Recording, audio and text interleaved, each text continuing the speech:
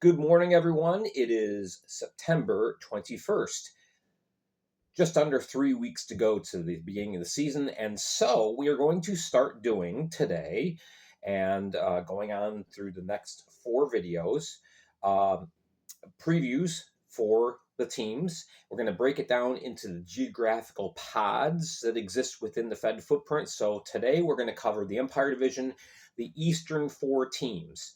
All right, teams that you see on the thumbnail there with the graphic. All right, and we're going to touch a little bit on who probably will be on the roster. Little nuggets as far as the players I have written down that'll have a good impact on the team, and where I think they may finish. All right, and these are much too early predictions, mind you, but as of right now, this is what I am seeing. All right, so starting off with the Hudson Valley Venom, who last year were the Elmira River Sharks, went 20, 34, and 2, 60 points, just missed that final playoff spot. All right, moved to Hudson Valley over the summer. All right, in the forward group, all right, you have these three. You have David Gaeta, you have Dustin Jasso, Stavros Soilis. Now, Gaeta is probably going to be the team's leading scorer this year. He was second leading scorer last year with Elmira. Had a very, very good campaign. A lot of people are saying, well, wait a minute, what about Jasso? Jasso has a full-time job. All right. And so he's not available for long road trips. Any game, whether it's home or away, that involves these other three teams, Jasso will probably play. But if Hudson Valley is traveling out to Michigan to take on the Prowlers or the Rockers, Jasso is probably not going to be joining the team for those trips because he has responsibilities he needs to take care of. I expect Jasso to probably play about 40 games this year. That's the majority of the games. But yeah, home only or the quick little trips in this area. All right. Jasso, of course, he's a very talented player. Stavros Soilis, he doesn't rack up a ton of points, but he's very talented as far as just doing the little things. So he's going to be looked at as kind of a mentor for the team. He helped as assistant coach last year. So he can serve in a lot of different roles. He's going to be a good impact player for the team. Also, Josh Newberg, the head coach, obviously, player coach, he'll be on the roster, as well as Brett Parker, Dominic Dumas, Jesse Swanson, and Blake Sewertson, I think are going to be your forward groups. Also, trying to win a spot would be Egor Filipov, who played in the VHL. That's the second highest tier in Russia, and Jordan Bechtold. All right, that's kind of your forward group. On the blue line, you have Rasmus Asp, Andrei Ivanov, who comes over from Blue Ridge, assistant coach MJ Merkel. You have Austin Pickford, who is going to be kind of that power play quarterback on the first unit. Comes with a lot of scoring ability, but also a lot of toughness. Had 180 penalty minutes this year. I think he needs to cut that down, though. You can play with an edge, but if you're in the box all the time, you're hurting your team. So there's a balance. Mark Pozar, stay-at-home guy. He can score, but his primary role is clearing out the defensive end, and he does that very well. He's going to be a big part of the blue line core for the Venom. Also trying to make the team, Connor Craig and Blake Cudmore. In goalie this year, I would expect the number one will be Eloi Bouchard, who was with the Wolves last year. He was streaky last year. When he was off, he was off. But when he was on, he had some really good games last year for the Wolves. And that's what the Venom are banking on. Hopefully he's learned a little bit better rebound control. That was his kind of his weak point, but I'm sure it's something that he worked on over the summer. Also trying to make the team Eli Bowers and John Moriarty. You have a lot of players that haven't signed. that are on the roster currently, listed on the roster: Sam Bernard, Cam Yarwood, Kyle Powell, Cody Rogers, Blake Peavy. Are these players going to be back? That would change dynamic of this team if they were. So a lot depends on your veterans coming back, whether they do or don't. All right. Offensively, I think they lack a little depth. You've got two good forward lines, but I think they need a little bit more depth. That could hold them back. But the defensive core, compared to last year, they're bigger, they're stronger. Goaltending, a big question mark. Again, which Bouchard shows up? That is the question. And hopefully, with the progress in his game, he's improved.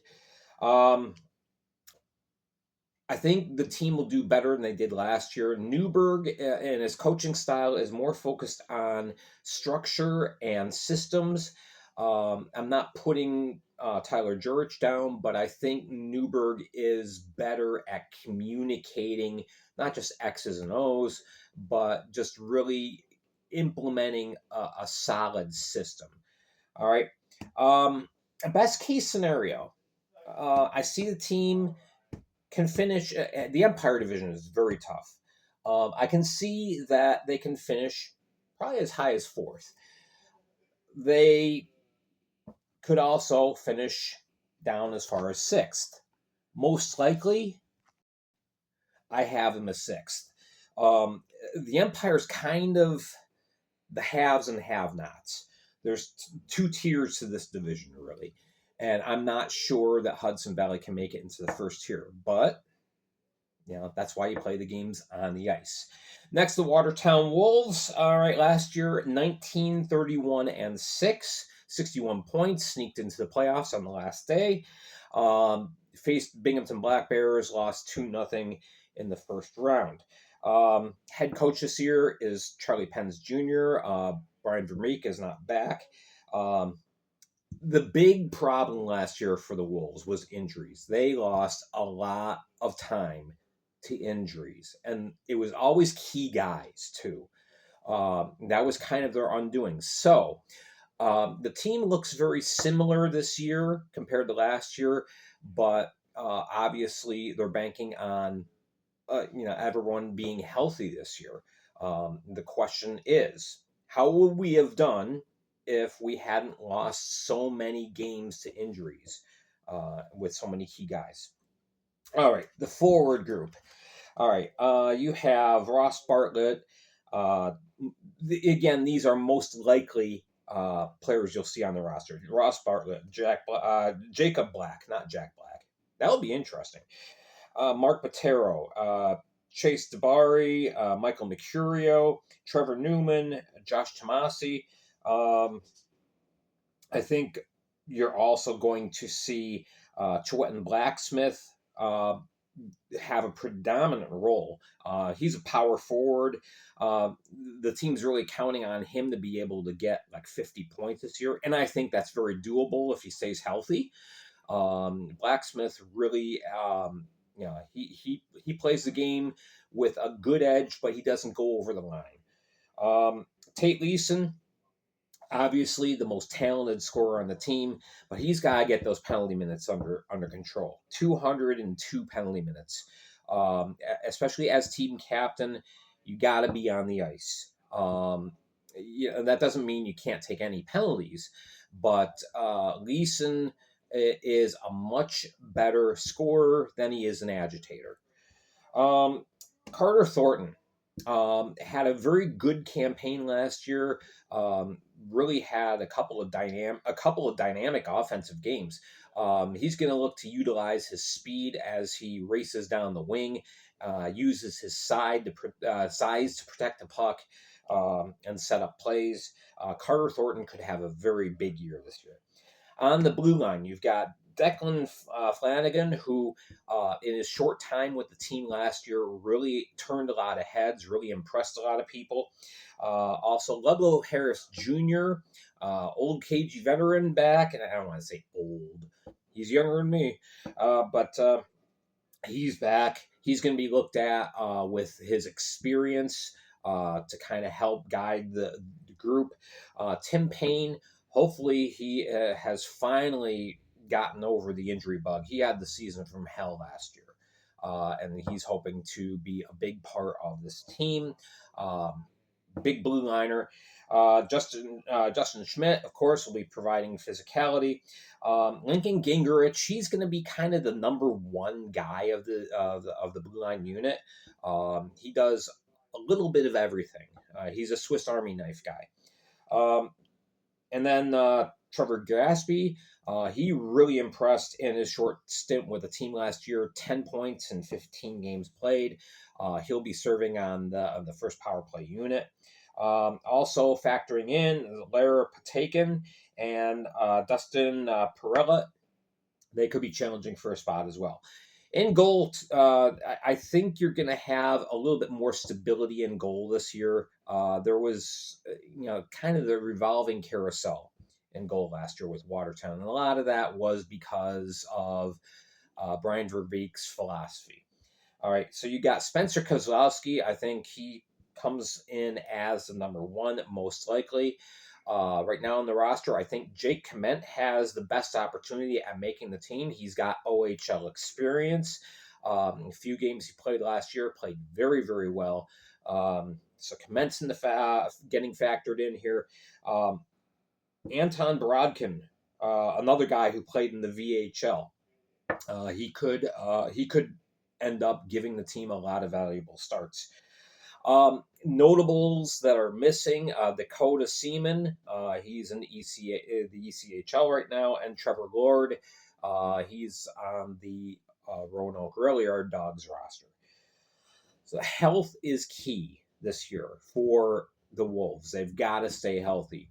If they have the majority of their players feeling good, playing well, and playing regularly, they really have the opportunity to perform well and to earn some wins. Team discipline, though, is a big thing. Now, again, this part of this was the coaching philosophy, which is different this year with Charlie Penn's leading the bench. You've got to stay out of the box. The Wolves led the league by a ton of minutes in penalty minutes last year. And that was their undoing in so many games. They gave up so many power play opportunities because they were in the box so often. So that is really key. As the defense goes, I think the rest of the team goes. Again, you have a lot of young players like Flanagan and Graspy. Now they have an opportunity to play a full season. Let's see what they can do. Let's see how they can lead the team. And goalie confidence. I think that's going to be up this year because the goalies aren't going to be constantly looking over their shoulder, wondering if the coach is going to pull them. That was kind of the ongoing joke. You give up 2 goals, you get pulled. I think there's going to be more stability in the crease this year. So in between Kozlowski, Kement, Borodkin, and there's a couple others that are in camp trying to earn a spot. We'll see how that develops. As far as the best case scenario, I think if the Wolves, if all the stars align and they play to their capabilities, they could probably reach 3rd place. Worst case scenario, they're struggling to get that second wild card spot, 5th place. If things fall apart, especially with health again, they could end up in that spot. Probably 5th. Again, this division is tough. Both divisions are tough. We're going to be talking about the Continental tomorrow. That Continental is really tough. All right, so next we go to the Danbury Hat Tricks. Last year, 31, 19, and 6, which was good for 3rd in the East. They got off to a pretty slow, sluggish start and then really picked it up at the end of the year. End of the year, they were playing probably the best hockey of almost anyone in the Fed. But last year, they had lost 12 guys to call-ups. from the year before. Winning a championship often does that to you. You know, the higher leagues look and hey, these guys look good. So last year, you know, they finished third, 90 points, lost to Motor City 2-1 in a very hard fought series. I thought it was one of the best playoff series last year. Lost to Motor City. So now they're a little late in getting people signed because of Billy McCreary departing, taking an assistant coach job with the Kalamazoo K-Wings in the ECHL. So, you know, they got behind the eight ball, not anybody's fault. But they're rapidly now putting together their roster. So I think, especially in the next 2 weeks, you're going to see a ton of transactions, a ton of players signed.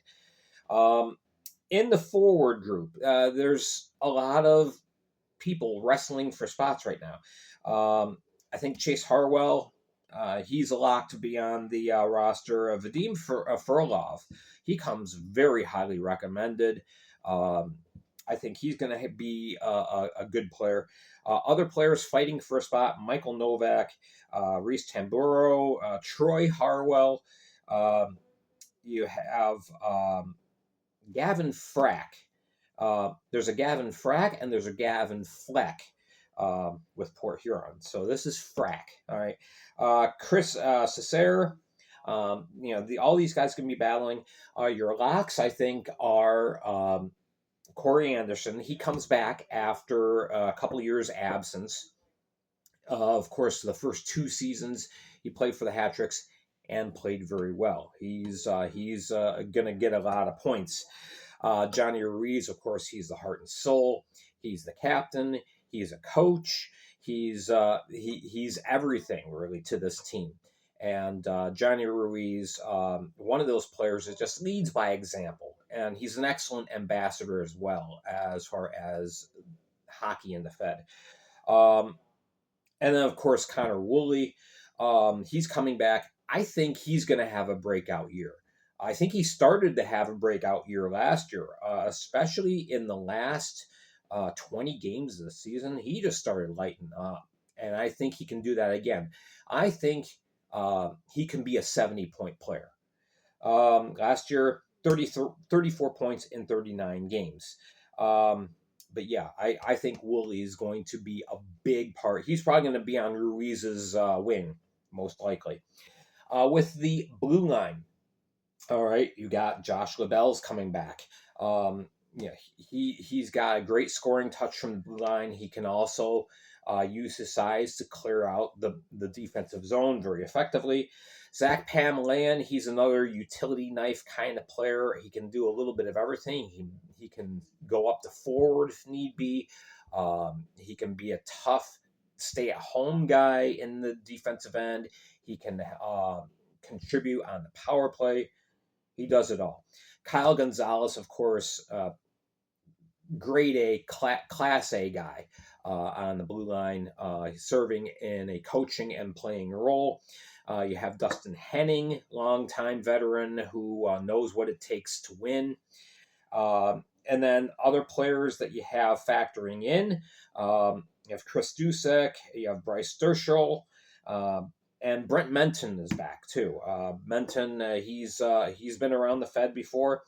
So this is going to be a good defensive group. In goal, Connor McCollum is back. He's got to be your number one. He's just got to be. Fantastic season last year. He kind of came out of the blue and really impressed a lot of people last year. He was a top 5 goalie last year, and yet he was very underrated. When everyone talked about who were the best goaltenders in the league, McCollum would seldom get mentioned, and he should have been. Excellent player. Frankie McClendon, he is back, so he's going to be able to help work with McCollum too on some mechanics and things like that. But McClendon, he's a proven winner, fan favorite. And Andrew LaRusso also is going to factor into the goaltending conversation. But there's a lot of players that are missing as of right now. Where's William Berry? Where's Corey Cunningham? Daniel McKittrick? Jacob Ratcliffe? Jared Yao, um, Taylor Joseph. We don't know what the plans are of these guys, whether they're going to be playing in the Fed or not. At this point, hopefully the GM and the leadership team of the Hat Tricks know. But anyway, yeah, those are guys that can make a big difference. Um, again, they kind of started late, but they're formulating their roster now. Things are really kind of going the high swing, so I think they're going to be okay. They look very strong again on defense. That's been their hallmark ever since they first came into the league in 2019. Danbury teams have always had a good defensive structure. They've got experienced goaltending with McCollum and McClendon. They're proven. They've proved what they can do. Right now, they have a serious lack of depth at forward. But again, that can change over the next 2 weeks. All right. Looking at the team, comparing them to other teams right now, best case scenario, okay, Danbury, I think, can reach as high as second place in the Empire Division. If things kind of fall apart, they struggle with injuries or a ton of call-ups or personnel changes, whatever, it could be that they fall down to that fifth place spot where they're competing for a wild card spot. But most likely, I think you're looking at a third place finish for the Hat Tricks. And we have, pardon me a second, had to get a curious cat off the stove. All right, the Binghamton Black Bears, they have, I know this is running long, but it's a lot to cover. 4 teams. All right, they have 15 returnees from last year's championship team. Of course, last year, I thought I wrote this down. I did not. Okay, well, 39, 10, and 7 was their record last year. First in the Empire, and of course, they ended up winning the championship, a 3-0 victory over Carolina. So, with the Black Bears, you know what you're getting, especially with so many players coming back, and that's very unusual. It's very unusual for this many players to be coming back to a championship team. So, I mean, the team's hashtag this year is run it back. And they could be a very serious challenger for doing that. All right, so the forward group, you've got Jamie Bussell. He's back after a year in the SP. Cam Clark, John Fletcher. You have Blake Tosto. Gavin Yates probably making the roster. Probably. Yeah, he's just got a couple of playoff MVPs to his credit. Tyson Kirkby, of course, the team captain, third leading scorer in the Fed last year. Kyle Stefan, he came on late in the year, really solidified his position as the second center, 12 points in 17 games. Austin Thompson on the wing, 2 straight seasons he's gotten 56 points, and he's looking to bump that up. So very experienced forward group. Also competing for a spot will be Scott Ramekers and Nick Stuckless. All right, so very potent scoring potential with this team. For the defensive group, you got Dan Stone coming back. You got Dan Weber coming back as well. Jesse Anderson was a forward, converted full-time to defense, and did it very well, almost seamlessly. And he can really dish out a lot of assists as well. So, yeah, 36 points or 36 assists in his season blue line last year. Dakota Bond, Defensive Man of the Year, 51 points in 44 games, and he can do a little bit of everything, not just offensively, but defensively as well. Tough guy in the defensive zone. Also competing for a spot, you got Cam Cervoni, Alexander Jurasik, and Nick Poirier, competing for a spot on the team. The goaltending, the same 3 they had last year.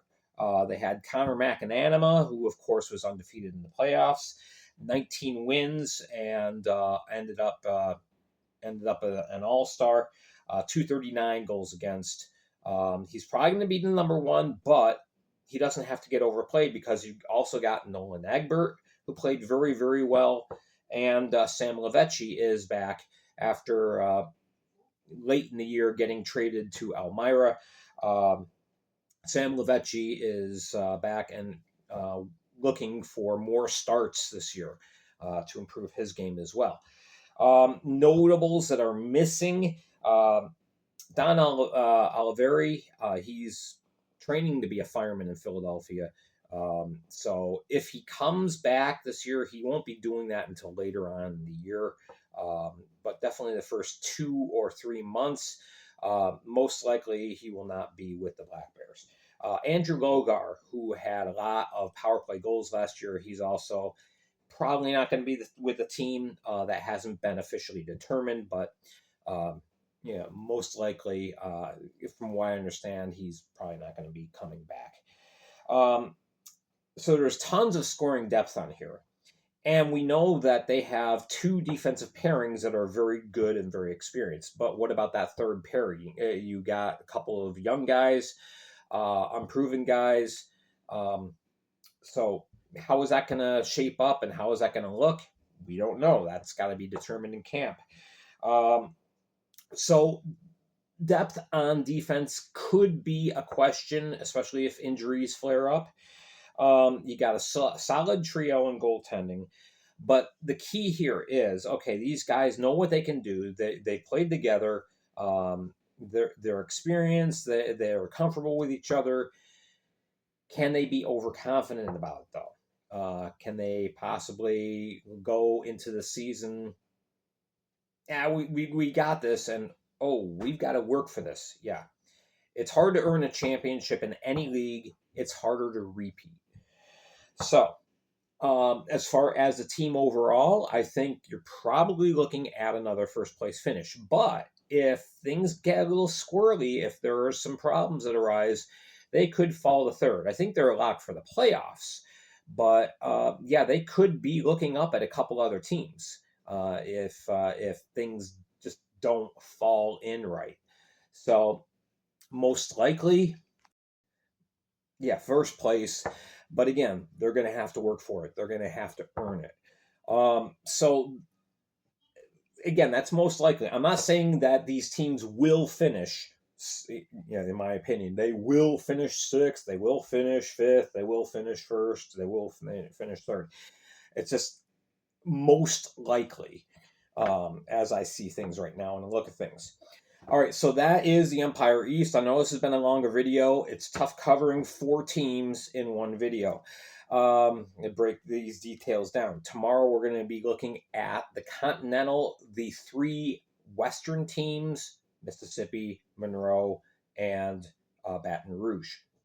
So tune in for that. All right, let me know what you think. Let me know what your picks are. Who do you think is going to end up the first place teams? Comment down below. Let me know. Make sure you're hitting like and subscribe. Follow me on Facebook. And also make sure you're listening to the Flash Audio Network. The links are on the Facebook page as far as where you can listen to the weekly podcast. Thank you again for joining me. I'm Gary Ryan for the Fed League Flash. Have yourselves a wonderful day. We'll see you tomorrow.